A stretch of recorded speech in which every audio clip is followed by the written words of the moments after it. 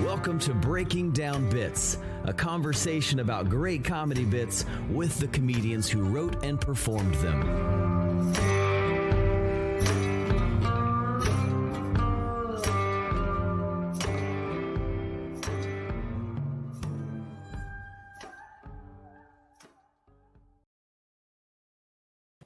Wow, another episode of Breaking Down Bits. I'm Brian Gendron. I'm Drew Jordan. We're pumped to be doing this again, keeping this train rolling.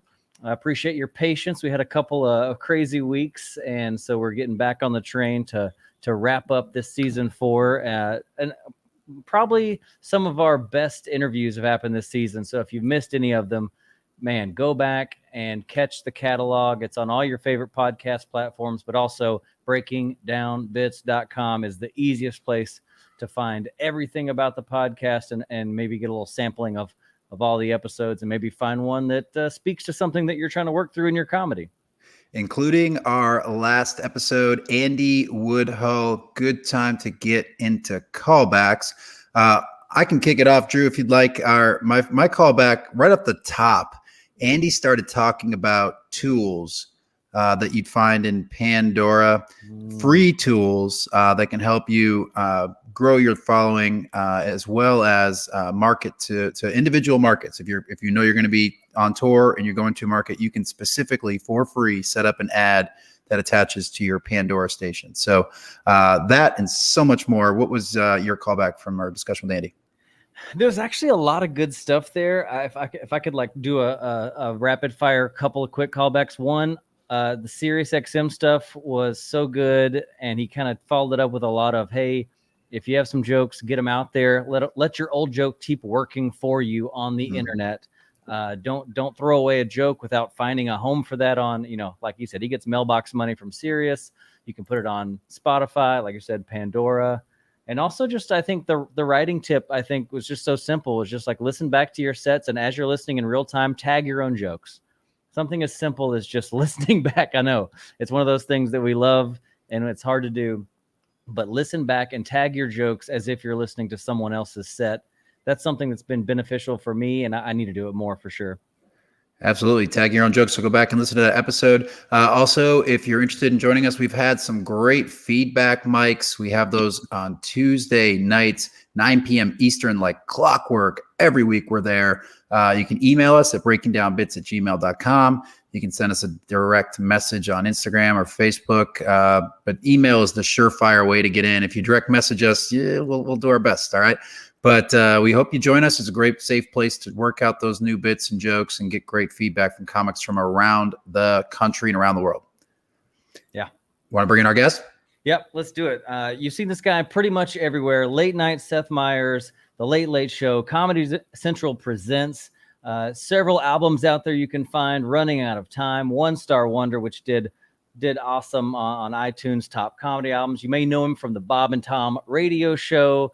He's got stuff on Amazon. He's got a Dry Bar special. It's everywhere. Welcome to the podcast, Greg Warren.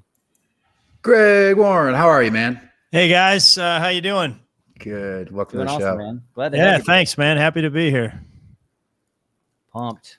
So the way that we do this thing, Greg, is we like to kick it off by understanding a bit of your background in comedy. Obviously, we just heard a bunch of your credits. You've done some great things with your career. A lot of our if we listeners haven't lost all of the listeners by now, then I'll try to go. That's right. I do some corporate gigs, and they insist on, like, they'll ask you, hey, how do you want me to, introduce you? I'll be like, just please make it short. Just say one credit. You don't read, and they're like, got it. And they will get up there and they will read some bio that they found on the internet that lists everything. And I'm just like, all right, they're all going to leave. They're all going to leave while you're introducing me. This is, I can't stand listening to this. It's awful. You went to high school at, yeah. yeah. It's, no, I'm just teasing, but it's, anytime I hear my credits, I'm like, oh God. Well, welcome. So, So tell us a little bit about the early part of your career, the early goings, how you got started in comedy, and then focus on the breaks along the way. Yeah, man. I mean, I had, it's interesting because I had like sort of a lot of maybe different starts to my career, which probably doesn't speak much for my ability to stick to something. But when I was in college, I went to college at Missouri, and there was a comedy club there that I worked at a little bit in the summers, and I won some comedy contest they had there. So I sort of was interested in it then. And then I just sort of chickened out after college and got a regular job. I had a girl that broke up with me. It's like the first time I went through a bad breakup. And I don't know, I was just in that headspace. I even moved to Chicago to be a comedian, and I stayed there for like 2 weeks. And I was like, I was a wrestler in college. My whole life I was in wrestling, and I just was not used to no structure. And I just sort of freaked out. And probably some of it had to do with the fact that I, again, was heartbroken, but I just freaked out. And I started looking for a job, and I took a job with this company, Procter & Gamble. I was in sales, and they sent me to Houston, which is, one of the reasons I reached out to you guys a while back is, I took the job in Houston, and I was down there for like 5 years. And when I first got down there, I think I was doing open mics at the Laugh Stop. And, it was one of those things where I thought I was doing okay. I would just go back and forth. I was like, you're getting better. You like this. And then you have a few bad sets. And I'm like, what am I doing, man? I'm making a lot of money at this job. I could, I should have a family. I should, be more serious about my career. This is crazy. And then it was off and on. I think the last maybe 2 years I was in Houston, I really committed to doing it a lot more. I wasn't sure that I was going to quit my day job, but I was doing it. I went back then, the Comedy Showcase was there, and man, you had to go down there and just hang out. And I mean, for a long time, like it was like 2 or 3 months, just hanging out, just sitting there, seeing guys go up, and you're like, I know I'm funnier than that guy or whatever, and I probably wasn't, but, just hang out. And I would spend a lot of time there. And then, one day they sort of threw me up, and I did okay. And, it kind of worked me into the rotation. And then I was working at the Laugh Stop a little bit. And then I got transferred.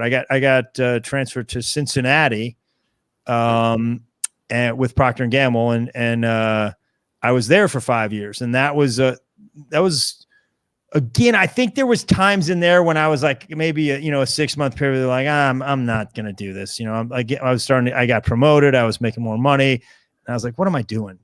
I was a coward is what I'm trying to say to you guys. I would have some bad sets, and then, and then I'd be like, I can't handle this. And then, I think like maybe the last 3 years I was all in on it, and I was getting better.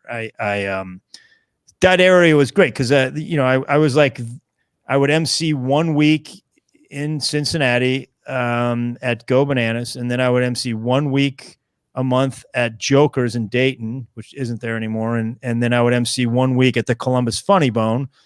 And so I was working a ton, and I started getting better, and guys came through. The guys that came, there was a lot of good comics that came through, and they were like, you're doing pretty good. And I think at one point I was trying to get transferred to New York and LA. I was trying to play it safe. Again, I was a coward. I was like, I'm making this job. I was making a lot of money at the time. And, I was like, okay, I'm going to get transferred to New York and LA, and I'll just sort of get myself into the scene there. And then maybe I'll quit, and I'll have, sort of a soft landing. Mm-hmm. And you're always the first guy, right? When you start out, you're the MC. And it's not an easy thing to do, and it's the hardest thing to do on the show. And I was like, I want to be the second guy sometime. I just really would like to be the second guy. And so Lisa Grigsby, who's still a friend of mine, I shot a comedy special a couple years ago, and she came to the taping, but she owned Jokers in Dayton. And she was like, hey, I'm going to let you feature a week. And it was Kevin Pollak at Jokers. And it was, not it was when Pollock sort of first came back to stand up, and he was not that far off of A Few Good Men and things like that. So, I mean, the place was just sold out all weekend. And I was the second guy, and I murdered, man. I like killed. And Pollock was like, hey, man, you could do this. You could do this. And I went back to the office the next day. I was actually working in the corporate headquarters at that point. And, I was in the office and sitting at my desk, and like on some level, I just knew that drug is too powerful. Like there's no way that, I'm going to do this one way or the other. And I think I tried a little bit to weasel it. And then I would say, okay, I'm going to get up and I'm going to quit. I'm going to go down the hallway. I'm going to go to my boss's office, Rob DeMartini, and I'm going to tell him, hey, Rob, I'm quitting, and I would get up and I would walk to and I would just go to the bathroom instead. I would completely chicken out and go to the bathroom. Like, what are you doing, man? You're making, how much, this is insane. You're not even that good, And then one day I made it into his office, and, it was pretty cool because at that point, he goes, yeah. He goes, hey, you're going to do comedy, right? That's why you're quitting. I'm like, yeah, Rob. He goes, yeah. He goes, there's like 30 binders behind me, and they're all about how to talk guys like you out of going to work for Boston Scientific or Johnson and Johnson. We used to get like headhunted a lot, and he goes, there's no binders up there for the comedy thing. He's like, I wish you the best. And so, yeah, I quit. And man, that, I feel sort of bad for guys like you guys. Cause at that point, you could work. I think I worked probably 50 weeks on the road that year. I mean, and again, it's less, there's guys that really get out there when they're 20 years old and, they're broke and they're sleeping on the side of the road. I wasn't that guy. Like, I don't want to romanticize what I did, because I had money in the bank, and I was preparing for this. I had a really, a really good car that would get me, through couple 100,000 miles. And, if the gig was horrible and the hotel was terrible, I'd just stay in a hotel, which is, it's, again, I was a little soft, but yeah, I worked 50 weeks on the road that year. And so how old were you when you really fully committed and started really pushing? 33 is when I quit my day job, Wow. Yeah. And I was good at that point. I don't want to, overstate, but there's something to be said for basically 10 years on and off of emceeing. Mm-hmm. You got to, I got strong. I was in 3 years, intense, every week I was hosting. So I was for a feature act, I was good. And then, yeah, it was one of the funnest weeks funnest years of my life, that first year. I've been telling this story a little bit in my act, but so there's this guy, I'll tell you guys just the short version of it. There's this guy, he owned this comedy club called Deja Vu in Columbia, Missouri. It's not there anymore, but his name was Freddie DeMarco. He's this New York Italian guy. And back in the day, Fred was like the godfather of the Midwest. If you wanted to work the Midwest, he'd just sort of give he'd call so-and-so and so-and-so, and there were less chains, and you would have a bunch of work. So Freddie was I worked for him. I worked at his bar when I was in college. And, when he thought I might be a comedian. In fact, he was a guy that he set me up with a job in Chicago. He was going to try to get me, and then when I freaked out, I called him. I'm like, Fred, I can't, I took a job at Procter & Gamble. Craig, what are you doing? Why would you do that?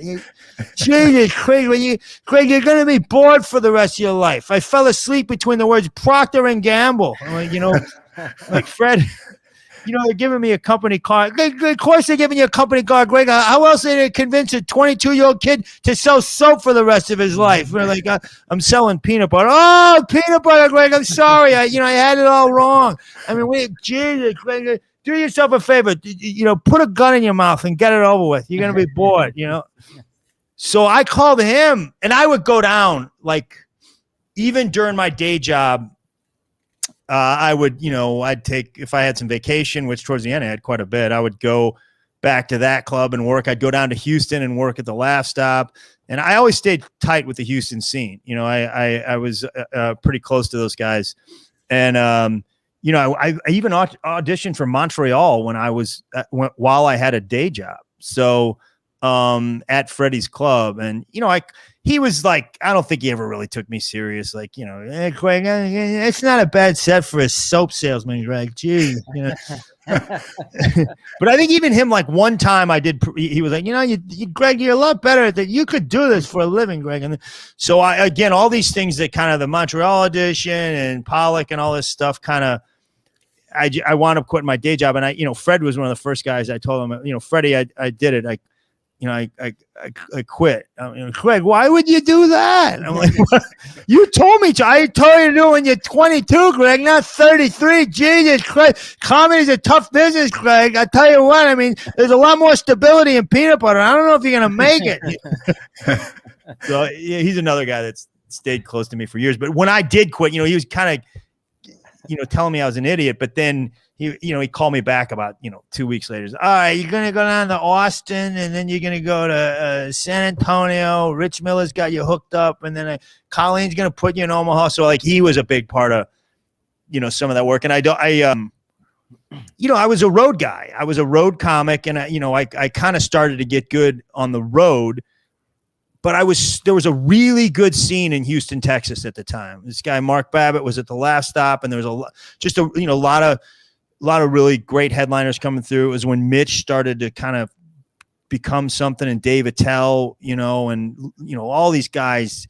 Henry Phillips was down there a lot, and there was a great scene. And it was guys like Ben Mowbray and Mike McRae and Brian Hersey and Rob Mungle and Andy Huggins, of course, and Kristen Lidner, and a lot of people that are my friends today. But I would make it a point because I knew what the road could kind of make you a little bit. If you weren't careful, you could be a road act, and you could be, maybe tend towards something a little more pedestrian or a little hacky. And I would sort of go down to the Houston Open. I'd go down there and spend like 2 weeks in Houston every 3 months just to sort of check myself. And, and I'd do the open mic, and that was sort of like, you could just tell whether it was like, or, oh, that's good stuff. It was a sort of a way, it was the closest thing to like the industry, and I wound up, I think it was towards the end of that year, I wound up auditioning for Montreal again, and they took me that year to New Faces. Like it was like a year after doing comedy, and that was the first break, and it led to a lot more breaks that I got early on. That I was, some of them were lucky, some of them were my own doing or whatever. There's a lot in there. One of the first things. Sorry, long answer there, guys. No, it's good. We can break down some of that stuff. But like one of the first things, especially for newer comics, you got to be in the room. You said you had to be there for months before you're able to finally get that spot. Oh yeah, man, that was a system back then. It was almost, it was almost a little unfair. But I actually, I don't know. I think it was probably the right thing. The guy that owned it, Danny Martinez, is a great guy, but it was just his system. You got to hang out. Like you just got to be there. And I think now that I think it's probably, he thinks, okay, you're showing everybody, everybody. And it used to be when I was younger, like every guy wanted to be a stand-up comedian. If you asked them, oh yeah, that's what I want, and then now it's every guy and girl wants to be a stand-up comedian. So it's like, they got to have some way to see, like, is this person serious? Do they really want to invest? And it's also like, if you do sit in that room for 3 months, you're going to soak something up, especially I think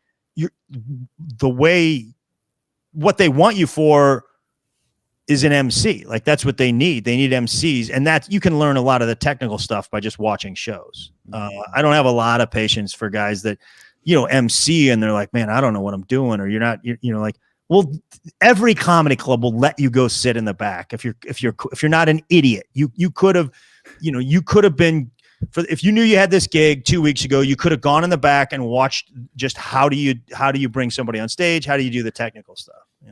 Well, that's something that we've learned, through hosting these riot shows. It's been so beneficial to us. We get to watch these headliners that come in every weekend, and there is a lot you pick up from watching. And I think a lot of, maybe it's, I don't know, people just being the internet and the way that the world is now, people they think they're just hilarious. There's a lot of confidence in the open mic scene, and they want to charge in and take over before they even learn how to write jokes sometimes. And I find that every time I watch another great headliner do a show at the Riot, it checks me and go, hey, I got a lot of work to do. And 2, I pick up something every time and go, okay, I can work with that. I see what he did there. And I don't think people talk about how beneficial it is just to watch great comics work. Yeah, I was lucky to have that when I was in Houston. I did see a lot of those guys. And then, the next step was like when you're early on, it's like, we're going to give you a guest set on Saturday night. That was a big thing with Danny down at the Comedy Showcase. It was like, we're going to give you a guest set. So now I don't have to be first. And it's on Saturday night when the place is sold out. It's a cake spot. And you come off there and you're like, I think I'm one of the best that's ever been at this.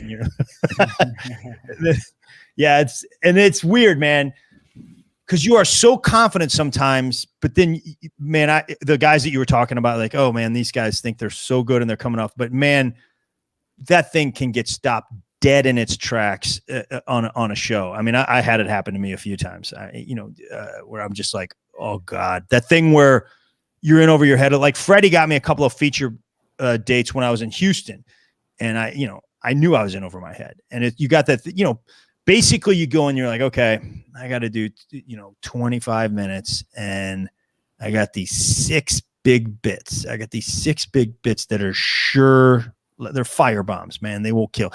I got to space them out. I got to space them about every 5 minutes. And at the end, I'm going to do the big one. And you get up there and you start tightening up and it's not going well. And you have used all 6 of those bits within the first 8 minutes. And you're like, you guys, this was my good material. Now you're really going to see what not thinking somebody is funny is about, Yeah.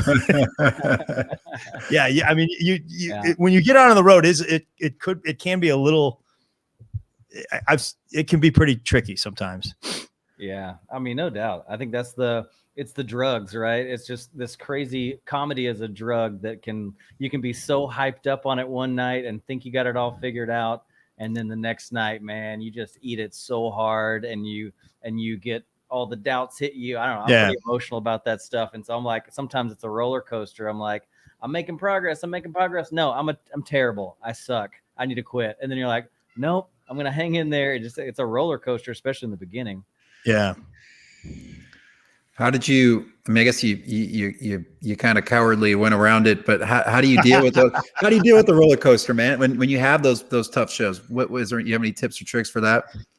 Yeah, man. I mean, I think it's hard to it's hard to say, hey, I'll tell you this. You got to have some, and this is one way to think about it, and it may be a little bit superstitious, but I have a little bit about that when it comes to comedy or some sort of maybe a little bit of spiritual, maybe a little bit of a spiritual notion. But everybody wants to be a stand-up comedian. Everybody thinks they're funny. To get to where you want to be, maybe for you guys, it's like, headlining comedy clubs and with a few TV credits, or I don't, wherever you want to be. Obviously you should want to go farther than that, but maybe that's the next step. Let's say you probably are going to have about 50 bad sets in you, like you're going to have 50 of those moments when you really look into the darkness and be like, what am I doing? When you have one, just check it down. Be like, now I only got 49, it's a way. It sounds sort of silly, but in a way, I think you got to pay a price to do this. You have to, even guys with like ridiculous talent have to pay a price. And one of the hard prices to pay is to take a beating, or maybe, and that doesn't always have to be a bad set. I mean, I will tell you this, those first 5 to 7 years, there is a big roller. Eventually, like the ceiling or the floor comes up, like your default is pretty good. Like my autopilot is pretty good. I'll have sets that even on TV, I'm like, I don't like the way that went. And you listen and you're like, it wasn't bad, so yeah, I think everybody, maybe it's like you get turned down for a festival, or maybe, your buddy gets something great and you get rejected, or maybe you send something off for your first TV set and they say, we don't like these jokes, and they will. Those guys have jobs, that's part of their jobs to say, I want this one. That's a good joke. The rest of these I don't like. Those are hard bullets to take. It's no fun. You're an artist, or you wrote those things.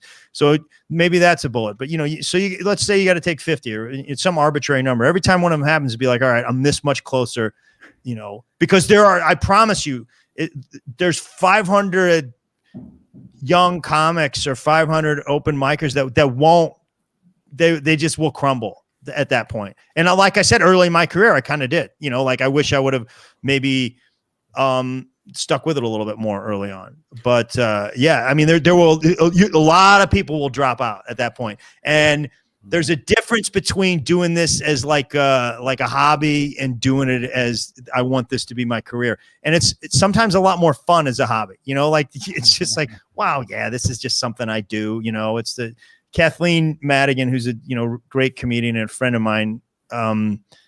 She would call some of those guys bowlers, because basically, like the Tuesday night open mic night, it was just another bowling league. Basically, like they're not gonna, and that's fine too. Like that's part of an open mic. But you guys know there will be some people that's like, hey, I'm a comedian. They really only do it so they can tell people at the job that that's what they do. So. The other thing I'll say, and again, this may be a little hokey, but like your recovery time gets better. Like you were saying, Drew, that it just feels awful, and I remember like having bad sets or doing poorly, and just carrying it around for weeks, and almost feeling like, when I met somebody that I had to confess to them, like, yeah, my name's Greg Warren. If you don't know, I'm the guy that, had that terrible set up in the Woodlands on Thursday night, but like it doesn't happen that often, but every now and then, if, I'll just, especially, that you'll just have a bad set and I'll still be as angry, and I'll be like, I thought I was immune from this. I've put in the time. I thought I didn't have to ever feel like this again, but I will literally wake up the next morning and be like, that's just one thing, it's just another. I mean, I think that's maybe a secret to a lot of people's success. It's just like not giving up, not giving in, not letting the failure stop you from continuing the pursuit. Maybe, the people that win are the people that don't quit. Yeah, you got it. I mean, it is, it's we're comics, so it's easy to sort of, see some of the humor in that and make fun of, like that, because it sounds like a football coach, but it is never stopping. Yeah. But I mean, you kind of got to do that. I mean, Gary Goldman is a guy that I know and really, really wise. And, I've heard him talk about like the first 5 years, everybody's bad. Like I don't mean to say that you won't have great moments during those 5 years, but you're not that good. Like it just takes an unreasonably long time to get competent at this. And it takes this sort of crazy faith in yourself and don't listen to your parents, or don't bring them to the shows because they just treat it like anything else. And it's not their fault. They're like, hey, I saw you do the thing that you said you want to do, and you were saying that stuff. And then those people out there, they weren't responding in any way at all. So this is probably not something that you're good at. You should just, get a different job, or something like that. Yeah. That's a reasonable parent. It is. It's just not, most practical people can't see it. Yeah. Then again, do listen to the audience. I mean, like you should record every set. Now, here's a tip. I know I didn't realize this is more of a podcast for comics, right? Sure. Yeah. So this is a tip that a guy gave me early on. That's one of the best tips I ever got. It's a guy named Ron Morey. So listen to your set. Definitely I do a lot of audio record every set and listen to it, but don't always listen to it when you're just like sitting at the coffee shop and listening to it intently and writing down everything. Listen to it when you're doing the dishes, and listen to it when you're driving, and listen to it when you're even messing around on the internet. Listen to it where it's background noise, because you'll start to make very subtle adjustments in how you speak. Man, that thing helped me a ton. Just put that thing on.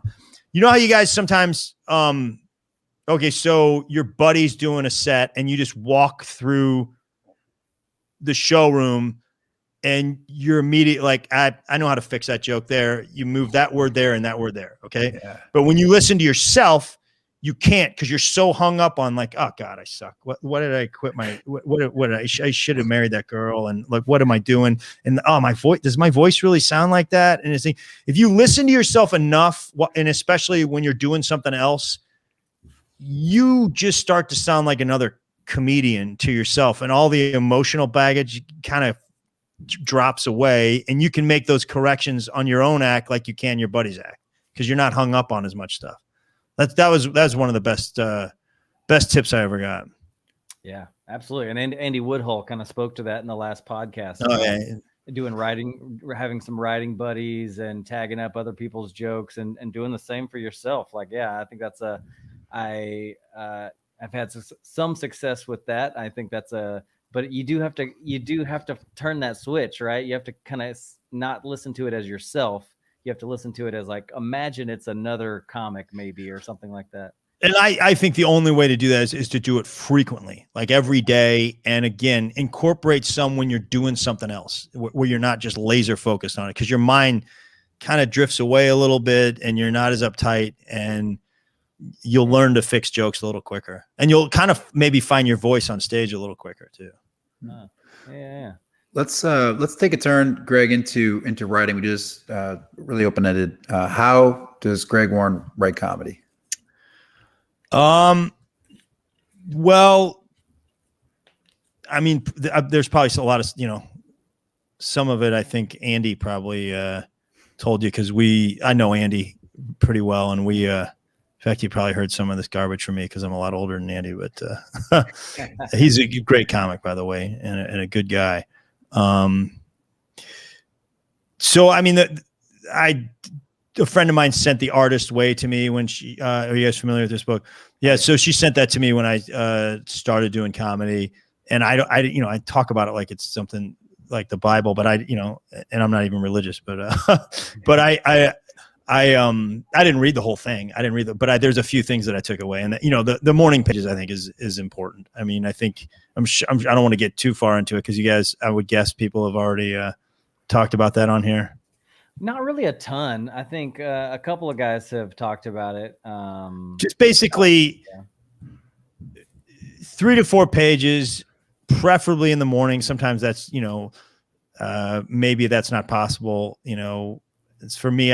Sometimes I'll do it when I first wake up. Sometimes I'll do it when I get to the coffee shop. Sometimes I won't do it. And it's basically 3 to 4 pages, pen on notebook paper, in cursive. Keep the pen moving. Okay. When you type, there's just something a little bit, it's not as effective. So yeah. And just keep the pen moving. And, if you get stuck, it's like, what did I do yesterday? And break it down step by step. Like, I got out of the bed, I put my right foot down, and, and then let your mind go wherever it goes. Who did I meet? For me is a big one. What did I see? How did I feel? What was I afraid of?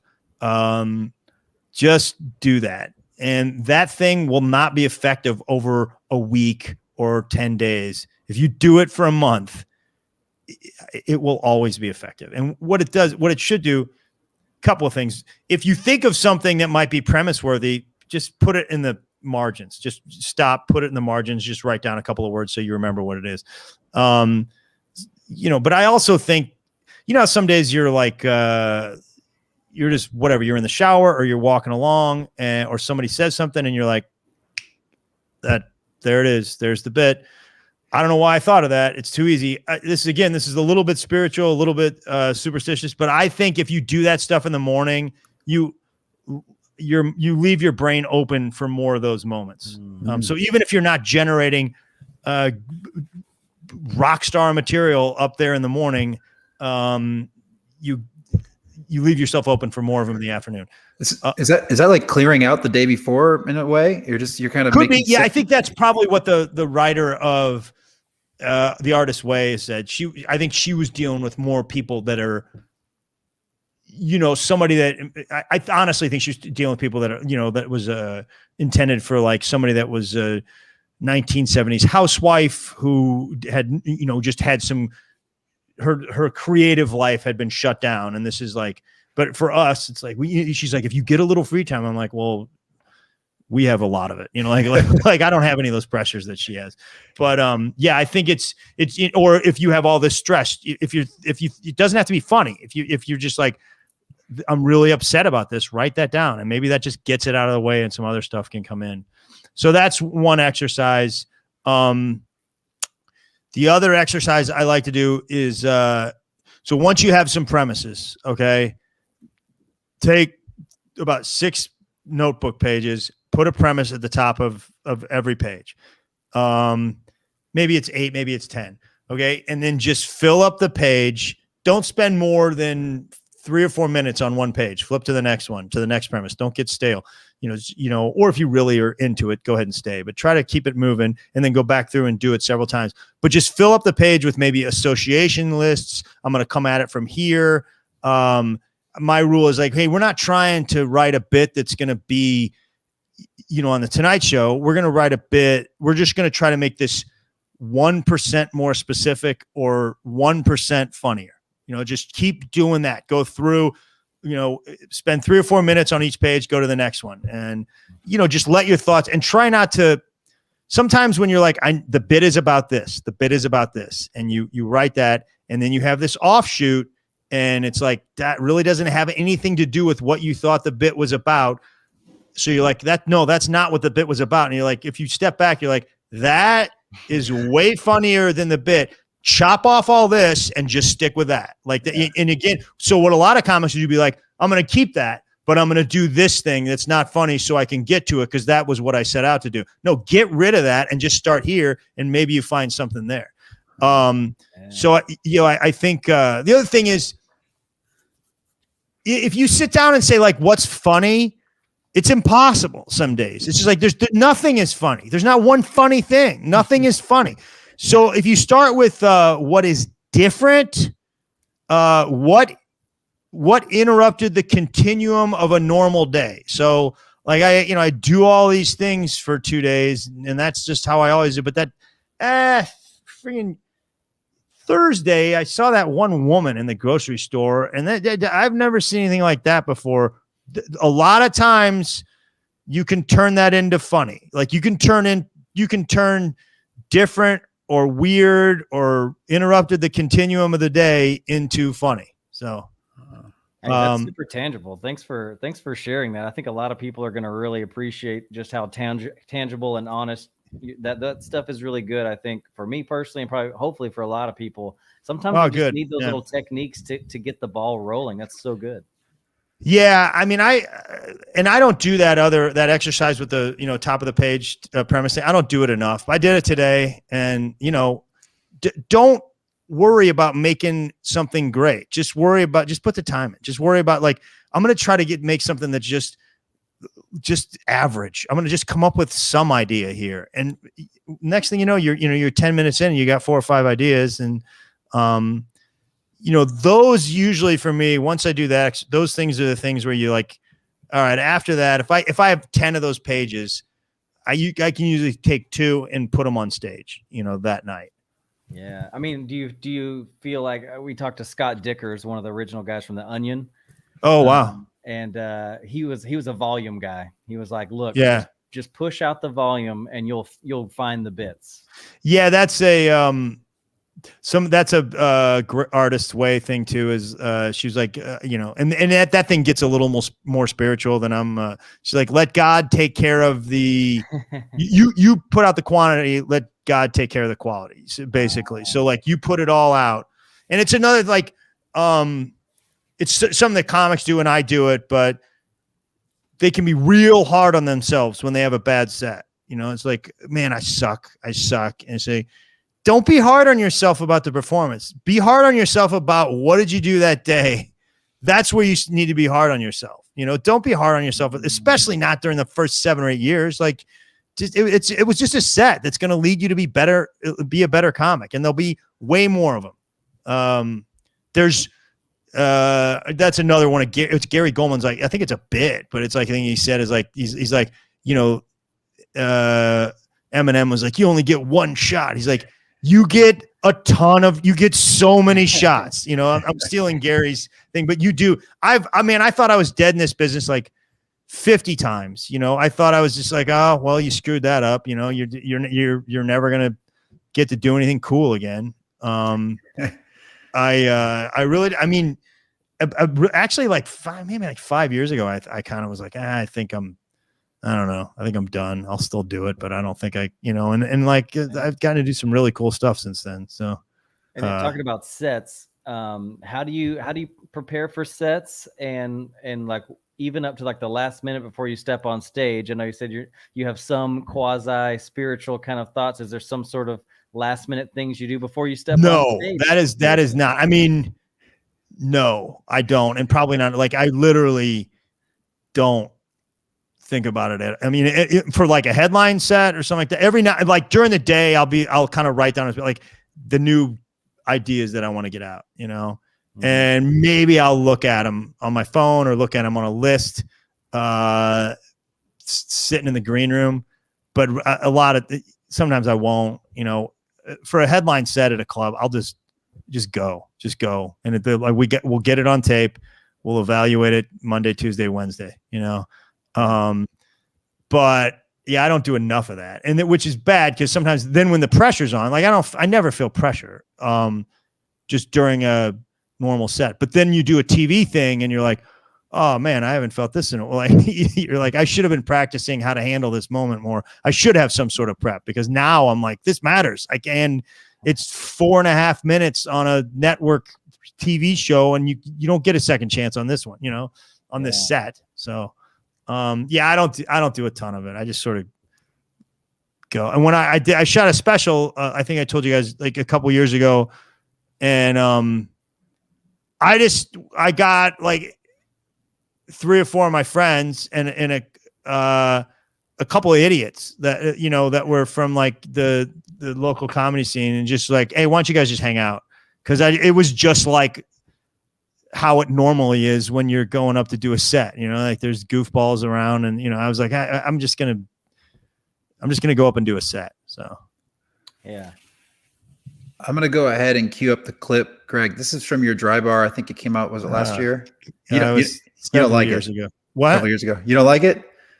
I don't particularly love watching myself, but but we can do some of it. Yeah, we're gonna make you do it. It's a great. It's a really good bit about restaurant. I'll go ahead and roll the clip. I spend too much time alone, though. I eat in restaurants by myself. That's not good. I'm defensive about it. I walked in this place the other day. The girl up front looked at me. She goes, "Just you?" Yeah, it's just me. I know I've made some poor decisions in my life. I don't know. I was going to have to explain myself to the hostess at the Macaroni Grill.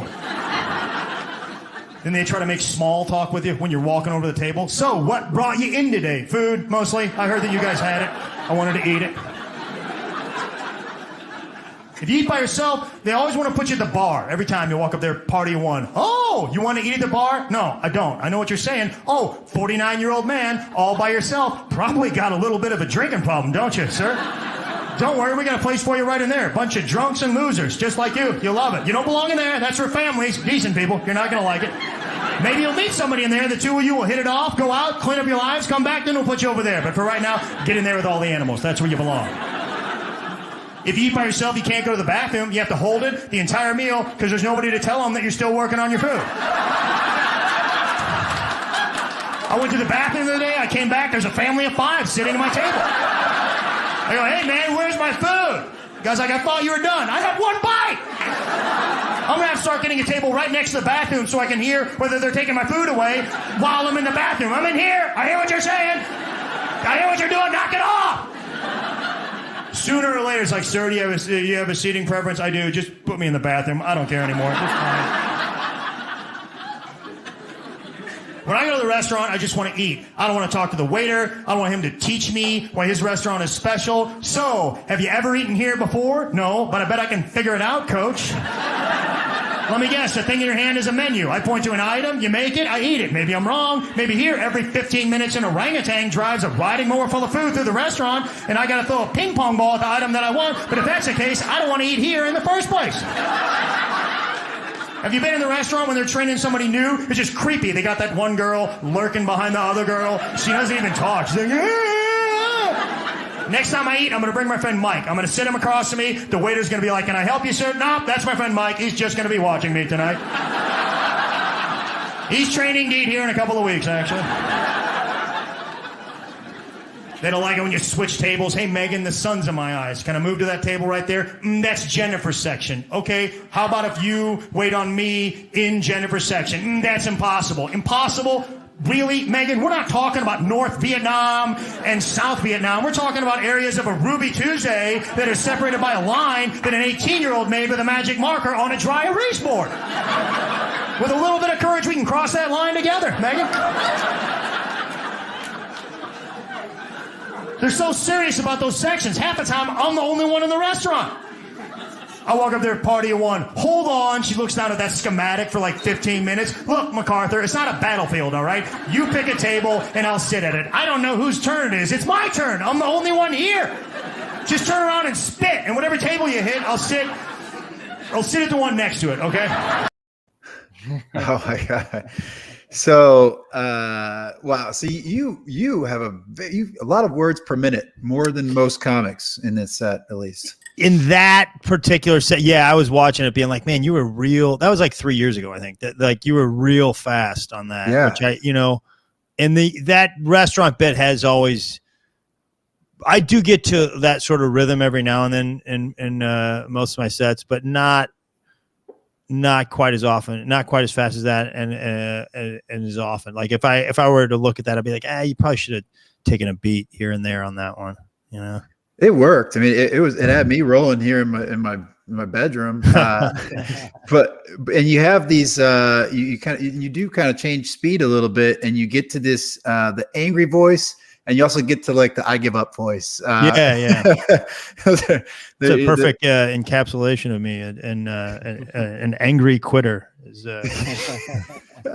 Well, those voices just sell those punchlines so well, and you can tell that you're making it like you create a visual basically kind of through those voices. It feels like I know that person. I know kind of who they are through the way that you kind of like encapsulate their voice when you speak. Oh, thanks, man. Or whatever. Yeah, I love that. Yeah, I mean, I've always had some dialogue in my act. It's sort of not always, but early on, a buddy of mine, that guy Ron Morey that I told you about, I remember him. It was in the Laugh Stop bar, and he was like, I had done a set, and then I was like sort of doing impressions of these club owners, and like, and he was like, man, that's you. Like, that's how you make people laugh. You should, however you make your friends and your family laugh, that's probably some version of what you should be on stage. And so I started doing, experimenting with characters, and I had one bit that there was like a character bit that sort of put me on it got me to headliner. It got real big on a few radio stations and stuff, but I've kind of gone in and out like that. I think is like real tight character. Like they're not cartoon characters. They're real. They're just people, and you get in them and you get out of them quickly. And they're not it's not this totally different voice. And I've had fun with sort of doing a little bit of that. And then with going back to doing some bigger characters, so I've always enjoyed doing that. It's dialogue is tricky because you got to have a rhythm to it. Yeah. I'm still trying to figure out how to do it right. Yeah, I was kind of surprised that Dry Bar, after hearing from some other people, let you get away with all the alcohol references in that bit. Oh yeah, I guess I did talk about the bar thing. Yeah. They were fine with everything. I mean, I remember being pretty, because I work. I haven't always, but I work really clean anyways, so the Dry Bar, it wasn't a big deal for me. I was just like, okay. And I remember asking like, what they didn't have a problem with anything. So, did you do something? Was there a technique or a thought or something that flipped to help you write more clean? I mean, I was never that dirty. I was a little profane, you know, and I think it's just take another run at it. One of the problems that I see, and Westling, I think, sort of crystallized this for me one time when I was doing a thing on BET. I still remember this. It was when I was living in LA. I was like the only white guy on this BET show. It was like a contest show. And I was like 7 or 8 episodes in, and I was out of material.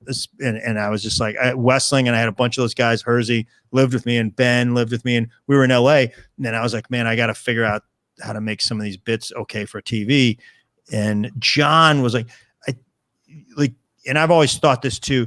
Don't use a replacement word. You know, like it just sounds lame. Like you know, don't. And I don't know what we can say or can't say on here, but yeah. So if you're like the bit is like I'm fucking angry, don't go back and be like I'm flipping angry or I'm friggin' angry. Start over, write a different way. You know, like reroute the joke. Don't replacement words are really lame. And then like try not to write it dirty in the first place because it'll take 2 seconds to put it in and about 4 years to take it out. You know. And I've done both, trust me, I've done both. And it's a little trickier. And I'm not like this big, I mean, there's a lot of comics that are filthy that I think are hilarious. It's just sort of where I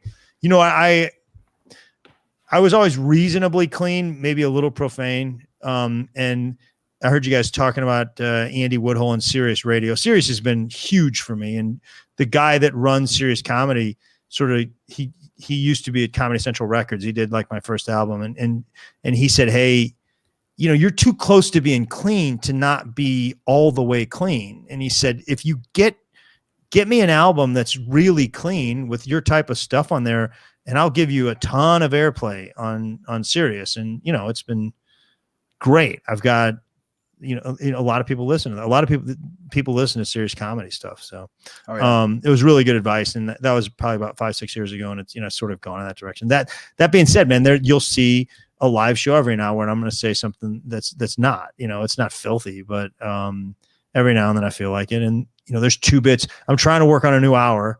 And I'm about, I don't know, some nights I think I'm 50 minutes in, and some nights I think I only got about 30 minutes, but there's 2 places where I'm like, you can't say those, on where, how you want this album or special to be.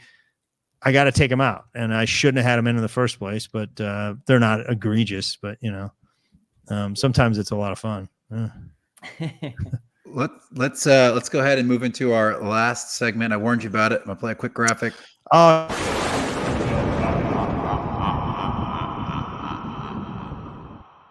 Sorry, I cut you off with that weirdness. The segment is called it's called Last Laugh, and basically, Greg, it's the joke you want to be remembered by. It's the joke you can have on your tombstone. It can be yours, somebody you respect. Doesn't even have to be a joke, honestly. What do you want to have? Yes. I don't know, man. It feels a little. It feels a little arrogant to say that I'm going to put one of my jokes up there, especially I can't remember a lot of the short jokes either. So I'll give you, I'll tell you maybe a joke that I like. That's short. Dennis Regan has this joke where he says, yeah, I was at this party and, as with my wife, I didn't want to go. And there's this guy there. He's one of those guys. He's going, yeah. He's obnoxious. He didn't like that. He's like, yeah, people they either love me or they hate me, And Dennis says, I bet it's not 50-50. Nice. That's a good way to go out. Yeah. I always thought it was like it's just a perfect short. Yeah, I love that joke, man. It's great. That's perfect. Well, yeah. well, I don't know. I got to call Dennis and see if I can license his joke for my tombstone. But that's right. Well, good stuff, man. You keep up with your website regularly for dates and any other places. Yeah. So we'll go ahead and shout that out. Oh yeah, GregWarrenComedy.com. Yeah. So it's there's usually a bunch of stuff on there, and I got there's a a special called Where the Field Corn Grows. It's on Amazon Prime, and then we just put it on YouTube last week, so it's easy to find. Yeah, very nice. Fun one. Well, Greg, thank you so much for joining us, and we're going to see you next week in Houston. So we're glad. Can't wait to get back there, man. That's going to be fun. Sounds like you're going to have a blast, man, for sure, based on the history you have here. So thanks for doing it, and thank you, everybody, for listening. This has been Breaking Down Bits. Bye. Thanks, Greg.